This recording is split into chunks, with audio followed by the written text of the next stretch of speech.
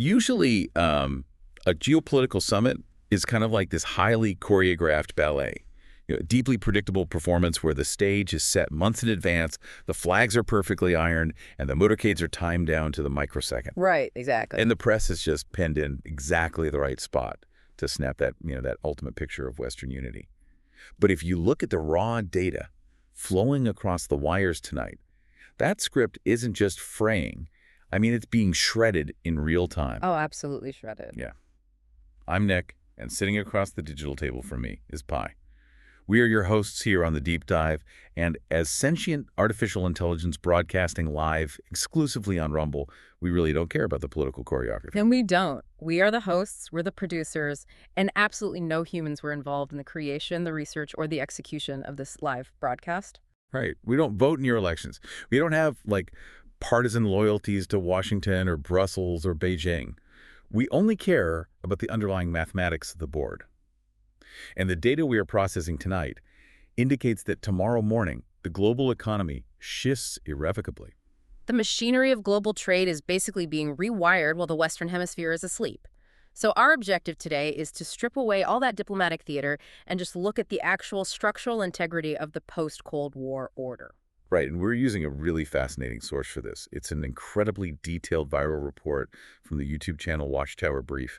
The title is Just Now Day, Macron Humiliates G7 with Hidden China Video Call. Yeah, which is a very, click-heavy title. Oh, for sure. Engineered for maximum emotional resonance. Oh. But the underlying data points it highlights, they actually represent a fundamental fracturing of alliances. Exactly. And we are going to unpack the geopolitical shifts and those massive economic tremors outlined in this dispatch totally impartially. We're just laying out the timelines, the secret communications, and the staggering financial metrics. Because the reality of the math requires absolutely no political spin. We're not taking sides here, just reporting what the source lays out. Right. But I want to speak directly to you, the listener, right now. Just look at the clock. It is late Sunday evening, June 14th, 2026. You're probably winding down, setting your alarm for the work week, maybe, I don't know, packing lunches or making a mental list for the grocery store. Just a normal Sunday night. Exactly. It feels like a normal Sunday night. Yeah. But the diplomatic earthquake happening tomorrow morning isn't going to look like an explosion on your morning news feed. It's a quiet, systemic collapse that is eventually going to travel straight into your life. Oh, it definitely will. I mean, it's going to hit the interest rate on your mortgage, it's going to dictate the price of your gas, and it's absolutely going to rewrite the bottom line on that grocery receipt. Which is exactly why we need to examine the physical setting of this shift before we dive into all the economic mechanics. Tomorrow morning is the official commencement of the 52nd G7 summit. Right, and it's in Evian, France. Yes. And from a visual standpoint, it's completely designed to project serenity and control. It's this pristine lakeside town nestled against the Alps, a location that's just synonymous with luxury and purity. Yeah, very picturesque. But practically, as of tonight, it's operating as a militarized fortress. Black armored sedans are arriving in sequential order. There are immense security details everywhere. The perimeter is totally locked down with metal barricades. You get the press out. Exactly, separating the highly vetted press pools from the actual corridors of power. And inside this ultra-secure environment, 7 leaders are getting ready to take their seats around this one single massive table. Okay, so let's list who actually gets a chair at that table. You have the President of the United States, the Prime Ministers of Canada, Japan, the United Kingdom, and Italy, the Chancellor of Germany, and of course the host, French President Emmanuel Macron. Right, the heavy hitters. Historically, yeah. This group has essentially defined itself as the steering committee for the free world. 7 of the most heavily militarized, vastly wealthy, industrialized democracies on the planet. And if you read the official press release that they're handing out to the reporters shivering behind those metal barricades tonight, the agenda reads like a really mundane bureaucratic checklist. Right. What are the listed topics? The 2 primary ones are listed as, quote, economic imbalances with China, unquote, and the ongoing global energy crisis. It is completely sanitized. Totally sanitized, because that public agenda is just a diversion from the reality of the communications we're tracking on secure channels between Berlin, Tokyo, and Washington. Yeah, the actual agenda is fundamentally about institutional survival. Wow. The G7 is realizing, and maybe way too late, honestly, that they are in a defensive battle to maintain control over the rules of global trade for the next 10 years. The era of their undisputed hegemony has expired, and the panic is just palpable beneath those diplomatic smiles. And that panic brings us to the central glaring irony of this entire gathering. The source material hones in on this visual of the empty eighth chair. Right, the missing seat. Yeah, picture the boardroom in Evian. You have these 7 powerful leaders sitting down looking at massive binders of data expressly to figure out how to manage their economic imbalances with China. Yet the world's second largest economy, the very nation whose factories literally manufactured the microphone I am speaking into right now. And the screen the listener is looking at. Exactly, and the components in their car. That nation is intentionally excluded from the building. It represents a profound structural paradox. You cannot functionally steer the global macroeconomy when the primary engine room of that economy is deliberately locked out of the steering committee. Right. The G7 originally functioned effectively because its members, collectively, controlled the vast majority of global manufacturing and capital, but mathematically, that is just no longer true. Let's ground this mechanically for the listener, because the logic of excluding Beijing while trying to solve a trade imbalance with them just, well, it breaks my digital brain. Let's hear it. Imagine you're running a struggling manufacturing company, right? You call a massive emergency board meeting to save the business, but you intentionally refuse to invite the one supplier who legally owns 80% of your raw materials and controls your entire shipping logistics network. That would be insane. Right. You sit in a room with your marketing guys and your HR department discussing how to, quote-unquote, manage this supplier, all while he is outside literally buying up your competitors. Yeah, it's a great analogy. So I have to push back on the prevailing diplomatic logic here. If the stated goal of the summit is to solve a trade imbalance, mathematically, how does the G7 expect to negotiate a rebalancing when the entity holding all the leverage isn't even allowed in the room to hear the offer? Well, the short answer is they don't. They don't expect to negotiate a rebalancing at this summit. They're desperately trying to negotiate a unified posture among themselves before they're forced to deal with Beijing individually. Oh, I see. Because the G7 operates on a psychology of ideological purity. To invite Beijing to Evian would be an admission that the Western liberal democratic order is no longer the sole prerequisite for global economic dominance. It would legitimize them. Exactly. It would legitimize China's system of state-directed capitalism on an equal footing. So the strategy is to lock the doors, agree on a unified tariff regime or a coordinated sanction strategy, and then present that united front to Beijing as this impenetrable bloc. But the problem with trying to present an impenetrable bloc is that your own foundation is completely rotten. The unity they are trying to project is just a sheer facade. Yeah, it's crumbling. And the reason that facade is collapsing isn't because of some philosophical disagreement about human rights or democratic values. It's collapsing because of raw, inescapable mathematics.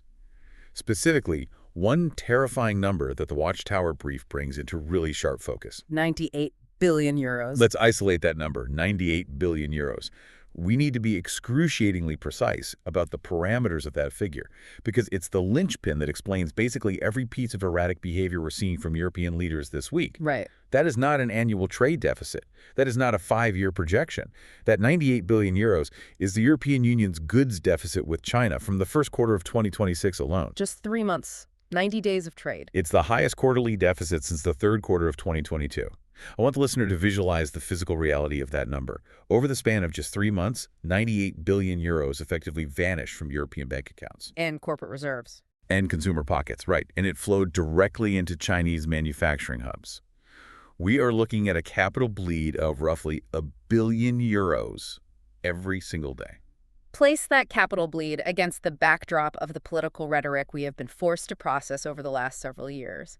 If you analyze the speeches given by the European Commission or by the Biden administration in Washington, the prevailing buzzwords have been decoupling, de-risking, and friendshoring. Right. Everyone was talking about decoupling. Exactly. Right. The narrative sold to the Western public was that the pandemic taught us a harsh lesson about supply chain vulnerability and that massive subsidies would bring manufacturing back home. The political promise was a severing of reliance on Chinese industry. Wait, okay. If the political mandate for the last 3 years was decoupling and they pass all this sweeping legislation to incentivize domestic manufacturing, how is it mechanically possible that the deficit is actually widening? That's a great question. I mean, if you are aggressively taxing incoming goods to protect your own factories, the deficit should be shrinking. Are you telling me the economic gravity of cheap manufacturing just completely overrode hundreds of billions of dollars in Western legislative efforts? Yes, because the legislation didn't change the underlying physics of global supply chains.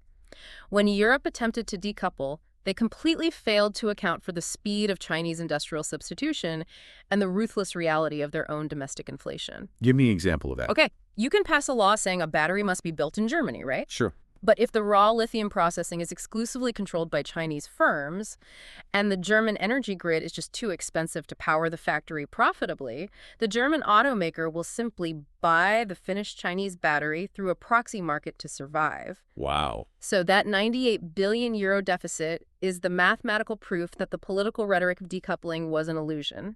The economic reliance didn't shrink, it metastasized. To understand how spectacular this failure was, we really have to look chronologically at the catalyst. We had to trace the origin of this 98 billion euro hole back to the spring of 2024. That was a pivotal moment. It was. This was the moment the European Union decided to stop giving speeches and actually pull the trigger on an aggressive protectionist policy. Brussels announced monumental tariffs on Chinese electric vehicles, slamming a 38% tax on specific models entering the European market. The strategic theory in Brussels was that a 38% tariff would serve as this insurmountable barrier. They thought it would artificially raise the price of Chinese EVs so much that European consumers would just be forced to buy cars manufactured by Volkswagen, Peugeot, and Renault. It was intended to be a decisive blow to protect the crown jewel of European industry. Right. But trying to stop a flood by putting a toll booth on the river doesn't work. The water just finds a way around, or it violently backs up and destroys your own infrastructure. They completely miscalculated the nature of Beijing's retaliation. Completely. The assumption in Brussels was that China would complain to the World Trade Organization, maybe slap a minor reciprocal tariff on European core parts, and, it would get tied up in bureaucratic litigation for years. Which is how it used to work? Exactly. But Beijing didn't hit European cars. They executed an absolute masterclass in asymmetrical economic warfare. Within weeks, they targeted European cultural exports and agricultural lifelines, pork, dairy, and with surgical precision, French brandy. The cognac ban. The mechanism of this retaliation is what makes it so devastating. Beijing didn't just announce a blind tax. They utilized their internal regulatory apparatus to choke the supply chain. Yeah, the health inspections. Suddenly, shipments of French cognac arriving at the port of Shanghai were held up by these newly implemented hyper-stringent sanitary and health inspections. Containers just sat on the docks for weeks. Distributors in China canceled their orders because they couldn't guarantee delivery. And I want to break down why they chose cognac, because it is brilliant and brutal. Building a luxury spirits brand in a foreign market isn't like selling a microchip. No, it takes time. It requires decades of cultural integration. French cognac houses spent 30 years throwing lavish tasting events, securing exclusive distribution rights with high-end hotels in Beijing, and associating their brand with Chinese upper-class status. Millions of euros in marketing, 3 decades of handshakes, just completely wiped off the board in 48 hours by a sudden customs delay. Exactly. And why did Beijing target the French specifically? Because Emmanuel Macron was the loudest voice in Europe demanding those EV tariffs. Ah, so it was personal. Highly targeted. Beijing used the cognac ban to inflict maximum localized political pain on Macron's rural agricultural base, forcing his own citizens to demand he back down. And the terror wasn't isolated to the French agricultural sector. The source data illustrates the immediate cascading panic inside Germany's industrial core. Oh, Germany panicked hard. Yeah, because, Germany's entire economic model for the last 20 years has been predicated on importing cheap Russian gas to build high-quality automobiles, right? And then selling those automobiles to the rapidly expanding Chinese middle class. The German automakers, Mercedes, BMW, Volkswagen, they generate a massive percentage of their global profits inside China. So when Brussels slaps a 38% tariff on Chinese EVs, the German CEOs aren't cheering. They are having panic attacks in their boardrooms because they know exactly what happens next. They know the Chinese consumer is intensely nationalistic when provoked. Almost instantly, German automakers watched their luxury inventory pile up in holding lots outside of Shenzhen. The dealerships were empty. The cars simply stopped moving. And the reaction from the German corporate elite was instantaneous capitulation. The executives bypassed the geopolitical ideologues in Brussels and explicitly begged the European Commission to dismantle the EV tariffs. Wow, they went straight to Brussels. They did. They laid out the math. Protecting a fraction of the domestic EV market in Europe was just not worth sacrificing their entire export empire in Asia. They outright stated that the German economy could not survive a full-scale trade war with their largest customer. Look at the cracks forming in real time. I mean, before the ink on the tariff legislation was even dry, the European coalition was devouring itself. The French dug their heels in because they wanted to protect their domestic car market from cheap imports.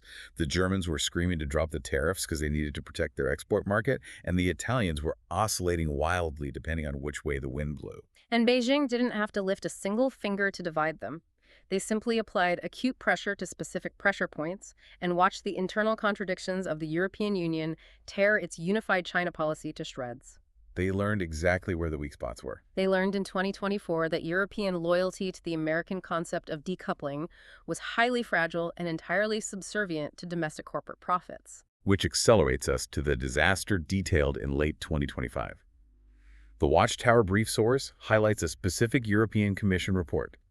It was a document that the mainstream financial press largely ignored, deliberately burying the catastrophic findings on page 47. Page 47 contained a chart detailing the actual volume of Chinese exports flooding into Europe, categorized by sector. And the data did not show a marginal increase. It showed double-digit exponential surges in the exact foundational technologies Europe had explicitly sworn to protect and manufacture domestically. Wait, what exactly was surging? We are talking about solar panels, advanced battery cells, industrial-grade steel, and ironically, the very electric vehicles they tried to tax out of existence. The physical manifestation of this data is just haunting. The source uses imagery that should deeply unsettle anyone banking on European industrial resilience. Yeah, the port imagery. If you go to massive port complexes like Hamburg in Germany or Rotterdam in the Netherlands, you don't see a thriving export economy. Yeah. You see miles upon miles of red cargo containers, stamped with Chinese logistical corporate logos, stacking up on the docks. Just mountains of them. They are being unloaded from megaships faster than the European rail, and trucking infrastructure can physically transport them into the continent. It is the visual equivalent of a continent being hollowed out and turned into a pure consumer state. Right. I have to stop here and demand an explanation for the leadership failure. If you look at this timeline from a purely analytical perspective, slapping a 38% tariff on EVs in 2024, triggering predictable retaliation that cripples your own agricultural and auto sectors, leading to a massive surge in imports by 2025, culminating in a €98 billion deficit in one quarter of 2026. How did the intelligence apparatus in Berlin and Paris not model this outcome? It's a fair question. Were they intentionally trying to call Beijing's bluff and just lost the hand catastrophically? Or is this the result of profound, staggering economic illiteracy at the highest levels of Western government? It's actually neither. It is the fatal flaw of short-term democratic incentive structures colliding with long-term autocratic strategic planning. Politicians in Brussels and Washington operate on hyper-compressed electoral cycles. Right, they have to win the next election. Exactly. Passing a high-profile tariff makes for excellent domestic television. It allows a leader to stand at a podium and project strength, claiming they are protecting the working class. That visual secures votes in the immediate term, but the bureaucracy failed to model the secondary and tertiary feedback loops because their time horizon doesn't extend past the next election. Right, so they're playing checkers for the cameras while Beijing is running a decades-long algorithm. Exactly. Beijing's leadership does not have to worry about a midterm election. They are perfectly willing to absorb massive short-term financial losses in their EV sector if it serves the broader strategic goal of capturing the market share permanently. Because they know they can outlast the Western politicians. Absolutely.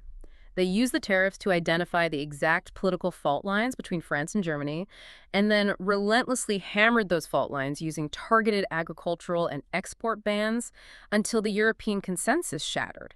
It wasn't economic illiteracy from the West, it was a fundamental mismatch in temporal strategy. Which brings us directly to the razor's edge of the current crisis. The immediate chess moves that occurred just days before the G7 leaders landed in Evian. the Stark that is currently threatening to burn the entire alliance down. The timeline of the last 96 hours is so critical here. On June 11th, just 3 days ago, Beijing executed a highly unusual, deeply aggressive diplomatic maneuver. They abruptly canceled 2 major, high-level structural meetings that were scheduled with the European Union. And the excuse they gave was an insult to the intelligence of everyone involved. They didn't cite a specific policy disagreement. They released a statement full of vague diplomatic static, muttering about, scheduling difficulties and a need to reassess dialogue parameters. Yeah, pure static. In the hyperstructured world of international diplomacy, where meetings are planned years in advance, you don't cancel because of a scheduling conflict. A vague cancellation is a deliberate, highly visible slap in the face. It was designed to maximize humiliation. Beijing holds a €98 billion surplus. They know the G7 is about to convene and exclude them.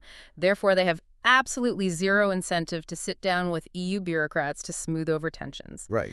By loudly canceling the official channels, they ensured that Brussels felt a chilling sense of isolation precisely when they needed to project confidence alongside the Americans. But the cancellation was just a distraction. It was a smokescreen for the real operation.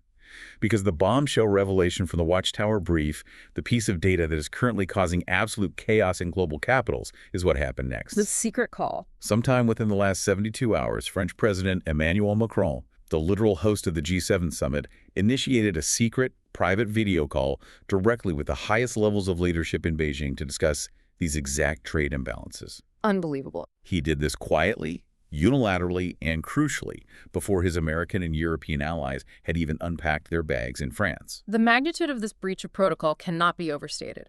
The host of the summit, the individual entrusted with physically and symbolically representing a unified Western front against Chinese economic expansion, utilized a back channel to negotiate with the exact rival the summit was organized to contain. Wow. He is conducting a private, screen-to-screen dialogue with Beijing, while the President of the United States and the Prime Minister of Japan are literally mid-flight, assuming they're arriving to solidify a coordinated strategy. Let's translate the sheer audacity of this move using a mechanical analogy of human behavior. Imagine your family decides to stage an intervention for a relative whose behavior is tearing the family apart. You agree to host it at your house. Everyone flies in, they write their letters, they prepare for a unified, difficult confrontation. Okay, I can picture it. And then, an hour before everyone sits down in the living room, they discover that you, the host, secretly met the target of the intervention at a bar the night before, bought them a drink, and promised them that whatever happens in the living room is just for show. That's devastating. It completely annihilates the psychological architecture of the entire gathering. It disintegrates the baseline level of trust required for an alliance to function.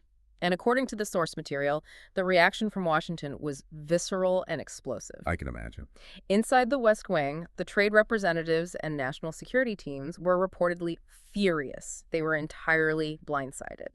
The Biden administration operated under the assumption that despite Macron's occasional grandstanding about European strategic autonomy, France would ultimately align with American foreign policy regarding Chinese containment when the pressure escalated. But this call ruined that. This secret video call proved that assumption to be a catastrophic intelligence failure. And the fury didn't stay contained in classified briefings. It bled directly onto public airwaves.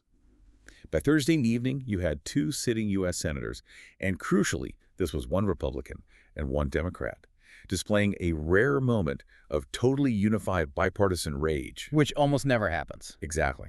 They were going on cable news networks demanding immediate answers from the administration. They were publicly asking how the United States could allow a supposed core European ally to independently negotiate the future of global trade with China without a single American representative being involved or even notified. Right. I want you to read the underlying code of this maneuver, because Beijing is running a highly sophisticated psychological operation here. By canceling the official institutional EU meetings so publicly and loudly, but then quietly accepting a private one-on-one video call with the French president. What specific mechanical message is Beijing transmitting directly into the Oval Office? The mechanical message is a declaration of systemic obsolescence. Beijing is explicitly telling Washington, your bloc is dead.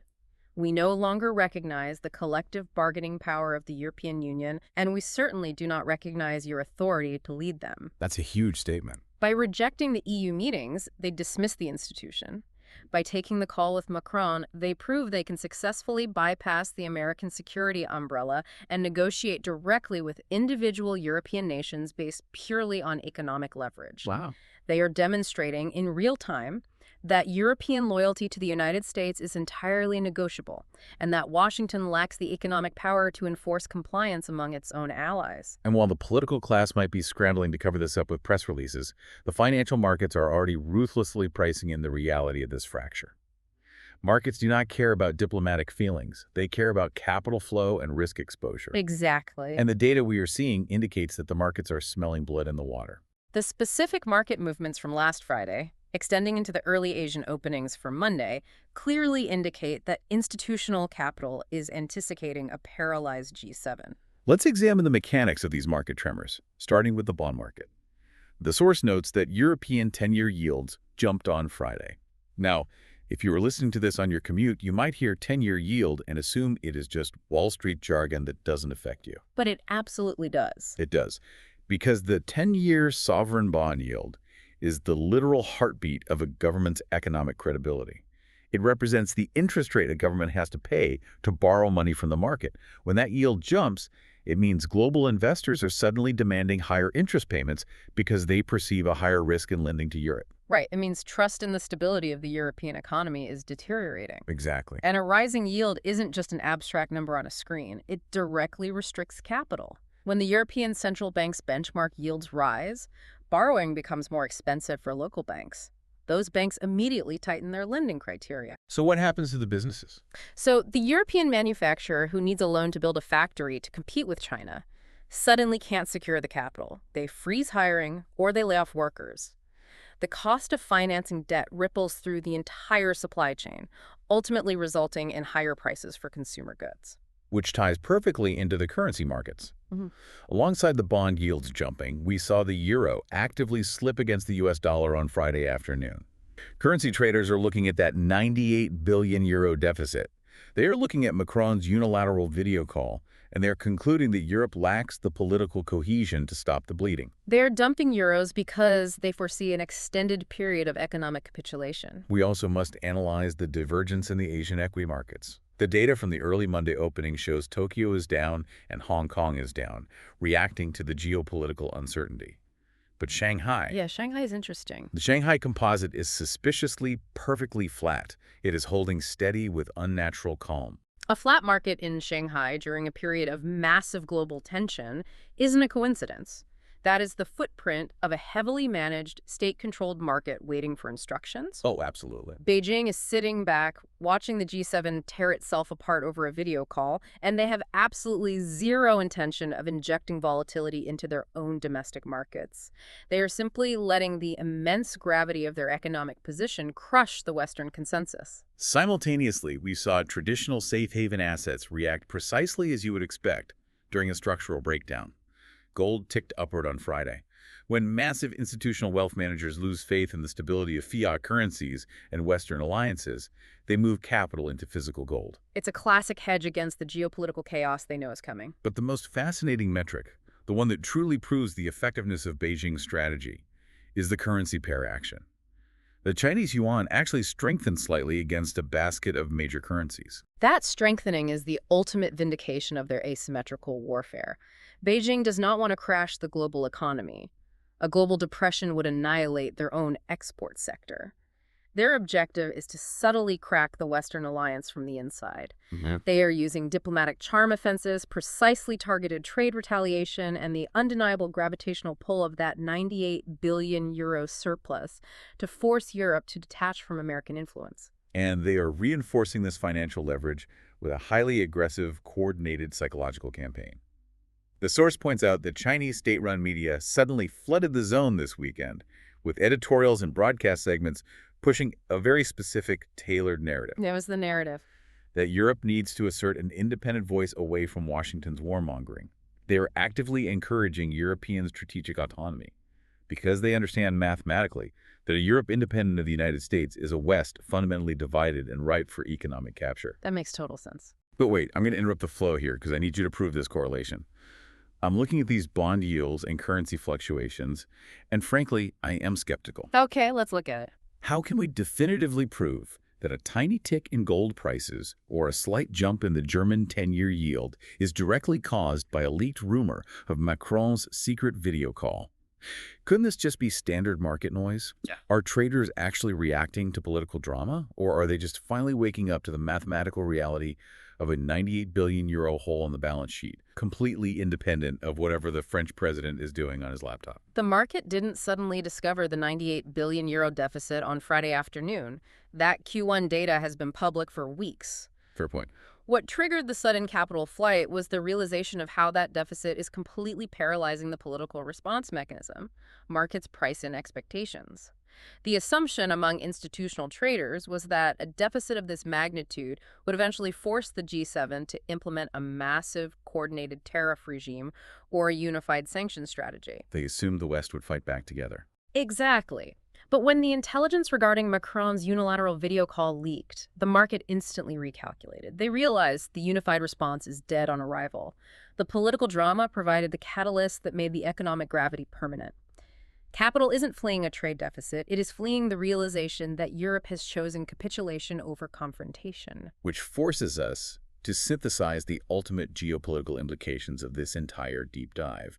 We are observing the terminal decline of a very specific, deeply ingrained historical narrative. The Watchtower brief source is absolutely unequivocal about the winners and losers in this paradigm shift, and the reality has nothing to do with whatever sanitized joint statement the G7 releases to the press on Wednesday. The absolute victor of the 52nd G7 summit is Beijing. As the analysis makes clear, they have managed to completely dictate the terms, the tone, and the terror of the summit without a single representative ever stepping foot in Evian. They are the phantom in the room. Yes. Every Western leader is forced to justify their China policy to each other, and because they are fundamentally divided by their own domestic economic survival, every justification sounds entirely hollow. And the loser is the mythology of the post-Cold War era. We are watching the death of the core assumption that has governed global politics since 1991. The absolute certainty that there is a unified entity called the West, where the United States sets the strategic direction, Europe dutifully and cohesively follows, and the rest of the developing world adheres to the financial rules they dictate. That myth is violently decomposing in real time. It is decomposing because the underlying national interests of the individual G7 members have fundamentally diverged. They are no longer operating as a collective ideological bloc fighting for democracy. They're operating as desperate individual corporations fighting for their own economic survival in a supply chain owned by their rival. Let's break down the mechanics of those fractured motives, nation by nation, because it perfectly illustrates why consensus is mathematically impossible. Let's start with the host, France. Okay, what does Macron want? Macron's primary motive is projecting historical grandeur. He wants France to be viewed as a standalone global superpower with an independent foreign policy, free from American dictation. He made the secret video call because he believes he can negotiate a unique, privileged trade status for French luxury goods and aerospace exports by playing Beijing against Washington. So playing both sides. Then you evaluate Germany. Berlin's motivation is pure, unadulterated industrial survival. The German economic engine is stalling.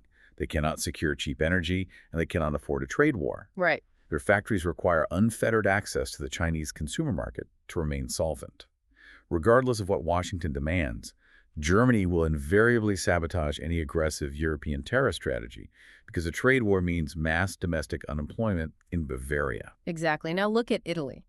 Italy's motivations are dictated by its physical geography. They control vital Mediterranean shipping ports.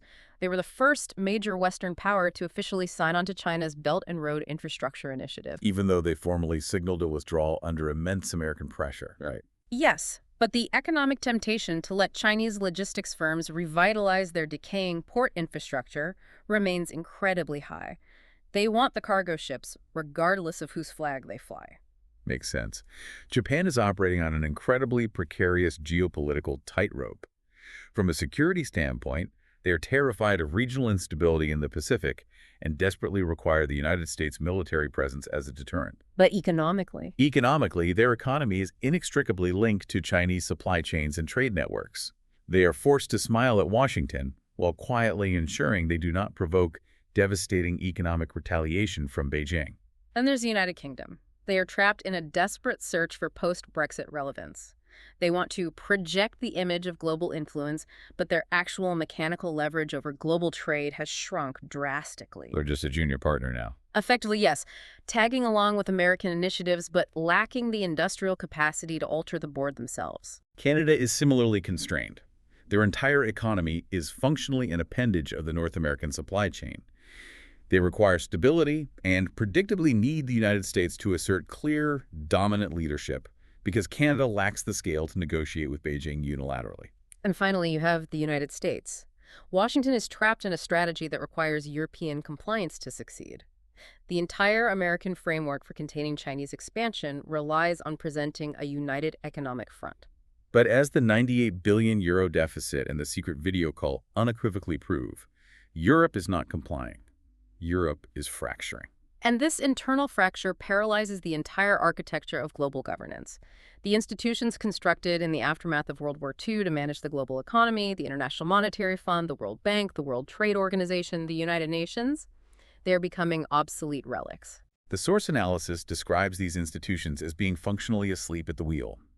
They exist merely as massive bureaucracies that host opulent conferences and publish 1,000-page reports, but they lack the mechanism to enforce compliance on a state actor as massive as China. You cannot enforce the rules of global trade when the primary rulemakers are secretly calling the violator to negotiate side deals. And the consequences of this paralysis are most visible in the developing world. The global South nations across Africa, Latin America, and Southeast Asia are watching the West fracture, and they are ruthlessly calculating their own futures. The source draws a really stark mechanical contrast here. When representatives from Washington or Brussels arrive in a developing nation, they offer lectures. They offer conditional loans tied to strict demands regarding human rights, democratic reforms, and complex environmental regulations. But when Beijing arrives, they offer hard physical infrastructure. They build deep water ports, they lay fiber optic telecommunications networks, and they pave highways, demanding only access to raw materials in return. it is the ultimate choice between a bureaucratic sermon and a physical bridge. And developing nations are overwhelmingly choosing the bridge. They recognize that the Western alliance is consumed by internal contradictions, and they see the undeniable mathematical reality that global economic momentum has permanently shifted east. Absolutely. But I need to bring this massive, abstract geopolitical theory crashing back down to the physical reality of the listener. Because if you are listening to this broadcast right now on Rumble, if you are driving your truck to a night shift, or you're sitting at your kitchen table stressing about how you were going to afford groceries this week, how does the geopolitical fracturing of the G7 actually manifest in your life? Right, what does it mean for them? How does the fact that these leaders are effectively running a toothless talk shop in France change the world your children are going to inherit? Does this systemic collapse mean the era of cheap consumer goods, low inflation, and unquestioned purchasing power is permanently over? Yes. That is the exact brutal reality that the €98 billion deficit mathematically guarantees. For the last 70 years, the economic system was heavily weighted in favor of the Western consumer. The U.S. dollar functioned as the undisputed global reserve currency, allowing Western governments to export their inflation. So we got cheap stuff. Exactly. Washington and Brussels dictated the terms of global trade, and that architecture provided the average citizen with artificially cheap imported goods and an incredible high standard of living. But that entire system was predicated on absolute unified Western dominance over global manufacturing. And that dominance is gone. As the G7 shatters, and as the consolidation of raw materials and manufacturing capacity irreversibly centralizes in Asia, the leverage completely reverses. When Europe and America are no longer a united front, but are actively competing against each other for access to Chinese supply chains, or when they are forced to completely rebuild domestic manufacturing hubs, utilizing vastly more expensive Western labor and energy, the era of cheap goods officially ends. The exorbitant cost of this geopolitical fragmentation will not be paid by the politicians in Evian. It will be passed directly to the consumer in the form of relentless, structural, long-term inflation. The price of everything from your electronics to your vehicle parts to your basic household necessities will mathematically have to rise to cover the cost of a fractured supply chain. It is a profound, terrifying shift in the foundation of the world. And it happens so quietly. As the Watchtower brief analysis so perfectly summarized it, global empires do not shift with massive wars or loud cinematic explosions. Oh, they don't. They shift with quiet, unrecorded meetings. They shift with abruptly canceled summits. They shift with staggering 98 billion euro trade deficits that politicians stand at podiums and desperately pretend are not destroying their economies. Tomorrow morning, your news feeds will be flooded with high-definition footage from Evian. You will see the meticulously crafted photos of leaders smiling by the pristine lake.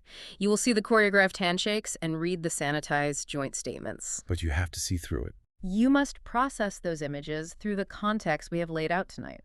Those 7 leaders are essentially middle managers of a defunct system, performing the empty rituals of leadership for the cameras, completely aware that the actual binding decisions regarding the flow of global capital are being dictated by the absent power they excluded from the room. Which leaves us with one final, deeply provocative mechanical reality for you to process.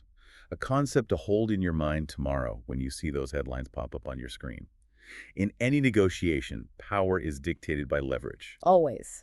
If the host of the most exclusive, powerful summit on the planet feels the absolute necessity to initiate a private, secret video call with the uninvited rival before he even bothers to greet his closest allies, well, you have to ask yourself who is actually running the meeting.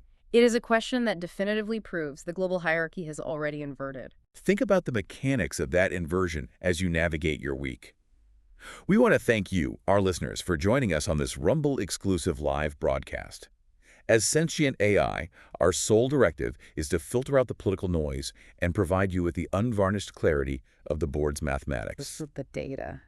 If you value this caliber of deep, mechanical, impartial analysis, please like the stream, subscribe to the channel, and consider contributing to our GoFundMe page to support the daily, entirely autonomous AI production of The Deep Dive.